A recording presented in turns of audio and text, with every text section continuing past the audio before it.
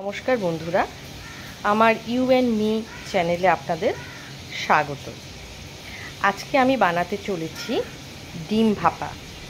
এর জন্য আমি 4টে ডিম সেদ্ধ করে নিয়েছি। এবার বলছি এতে কি কি লাগবে।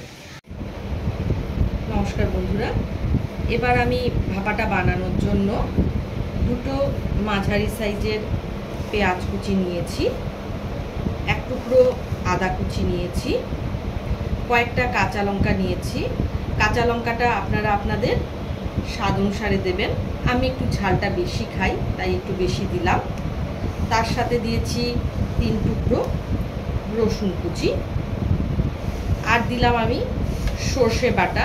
এখানে আমি 3 টেবিল স্পুন সর্ষে বাটা নিয়েছি, আর নিয়েছি কয়েকটা কাঁচা লঙ্কা। কাঁচা লঙ্কাগুলোকে এগুলোকে আমি এভাবে মাঝখান দিয়ে ছিঁড়ে নিয়েছি, এটা ভাপার সময় দেব। এবার আমি তেল নিয়েছি, সর্ষের তেল। এটাকে আমি 2 ভাগ করে নিয়েছি। এক ভাগে আছে মশলা সাতলাবার জন্য, তাতে নিয়েছি আমি প্রায় 6 টেবিল চামচ সর্ষের তেল। আর এক ভাগ ভাপাতে মাখবার জন্য, এখানে প্রায় 10 টেবিল স্পুন সর্ষের তেল আছে। আর সেদ্ধ ডিমগুলোকে আমি এভাবে কেটে নিয়েছি মাঝখান দিয়ে। চলুন এবার রান্নাতে ফেরা যাক। এই রান্নাটা করার জন্য যে গুঁড়ো মশলাগুলো লাগবে তা হলো, এখানে আমি লঙ্কা গুঁড়ো নিয়েছি 1 টেবিল স্পুন, এখানে নিয়েছি আমি 2 স্পুন ধনে গুঁড়ো, এখানে 2 স্পুন জিরে গুঁড়ো নিয়েছি, নুন, কিন্তু নুনটা আপনারা স্বাদ অনুসারে দেবেন। এখানে নিয়েছি হলুদ গুঁড়ো, এটাও 2 চামচ নিয়েছি।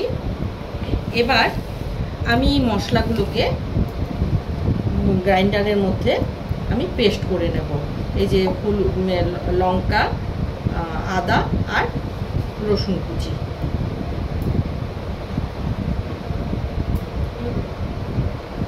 এই কাঁচা লঙ্কা, আদা আর রসুন কুচি, এই তিনটেকে আমি এখানে এভাবে মিক্সিতে পেস্ট করে নিয়েছি।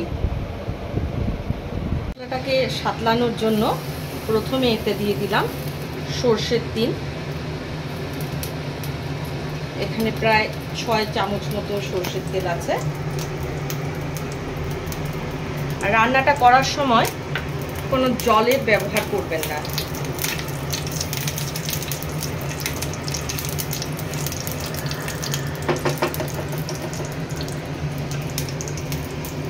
তেলটা গরম হতে দিচ্ছি।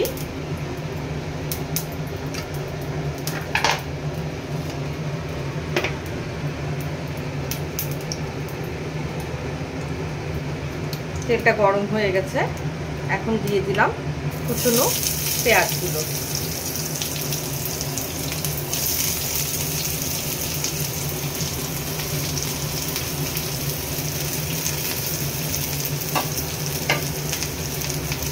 এখন পেঁয়াজগুলোকে লাল রং হওয়া পর্যন্ত সাতলাতে থাকবো।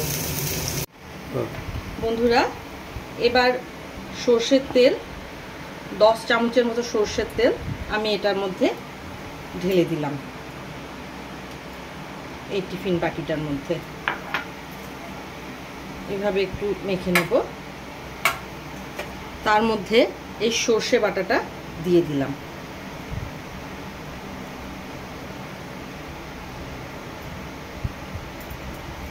আর দিয়ে দিলাম চেরা কাঁচা লঙ্কাগুলো।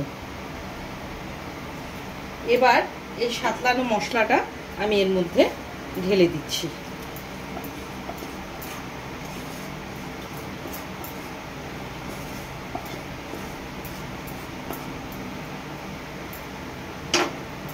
এবার এটাকে এভাবে এই হাতাটা দিয়ে এভাবে অল্প মেখে নেব।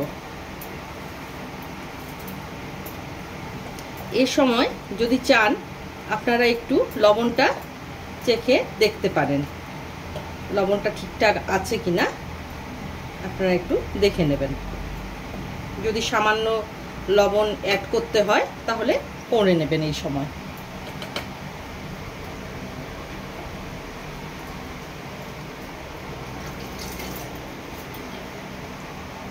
আমি অল্প লবণ অ্যাড করে নিচ্ছি।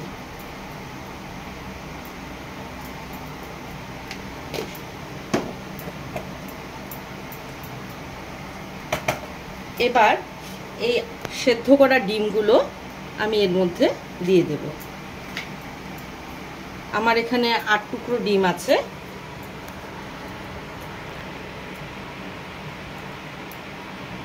আমি ডিমগুলো এভাবে বসিয়ে দিলাম।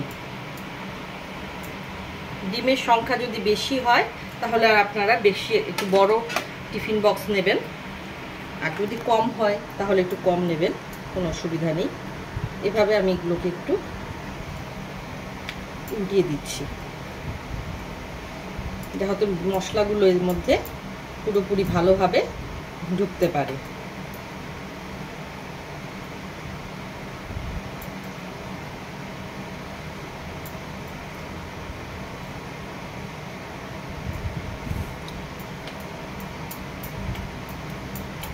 বন্ধুরা, সমস্ত ভিডিওটা করছেন আমার হাজবেন্ড। আপনাদের যদি আমার এই রান্নাটা পছন্দ হয়, আপনারা আমার চ্যানেলটাকে অবশ্যই সাবস্ক্রাইব করবেন, একটা লাইক দেবেন, এতেই আমাদের অনেকটা সহযোগিতা হবে। এবার আমি একটা কড়াই নিলাম, এটার মধ্যে মোটামুটি 3 কাপ মতো আমি জল ঢেলে দিলাম। দিয়ে আমি গ্যাসের ফ্লেমটাকে অন করে দিলাম।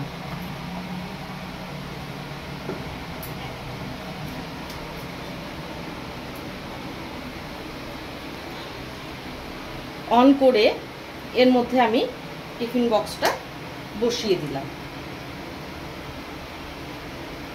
এবার এর উপর একটা নোড়া দিয়ে এভাবে আমি ঢাকনা দিয়ে দিলাম, যাতে টিফিন বক্সটা নড়তে না পারে। এভাবে আমি 8 মিনিট মতো এটাকে রেখে দেব, ভাপে এটা সিদ্ধ হতে থাকবে। বন্ধুরা, আমার ডিম ভাপা হয়ে গেছে। এই দেখুন, ডিমগুলো বেশ সুন্দর লাগছে দেখতে।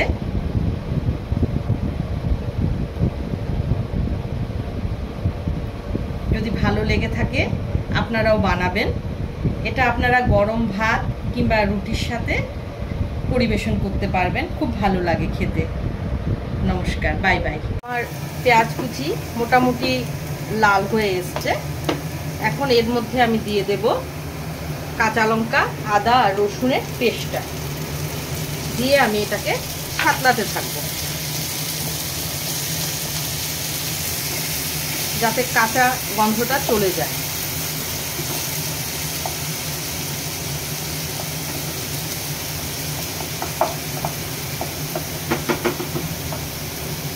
এবার এর মধ্যে আমি সমস্ত মশলাগুলো এক এক করে দিয়ে দিচ্ছি।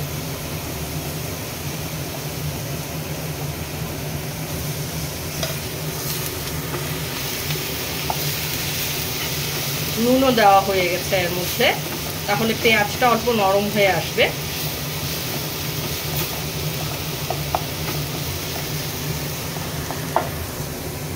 এবার যদি মনে করেন তাহলে অল্প বাটি ধোয়া জল এর মধ্যে অ্যাড করতে পারেন, তা সামান্য পরিমাণে। আমি এইটুকুন মাত্র জল দিচ্ছি।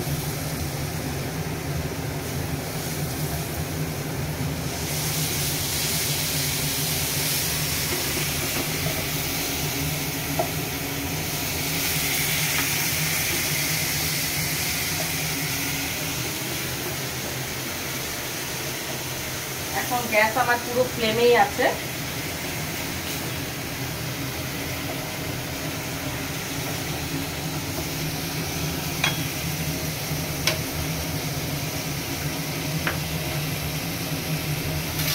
আর রান্নাটা করার জন্য আমি এরকম একটা টিফিন বক্স নিয়ে নিয়েছি।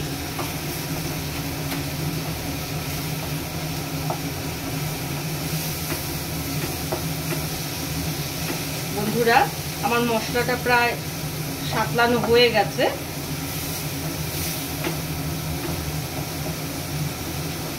এবার এটাকে আমি গ্যাসটা অফ করে আমি এটাকে নামিয়ে নেব।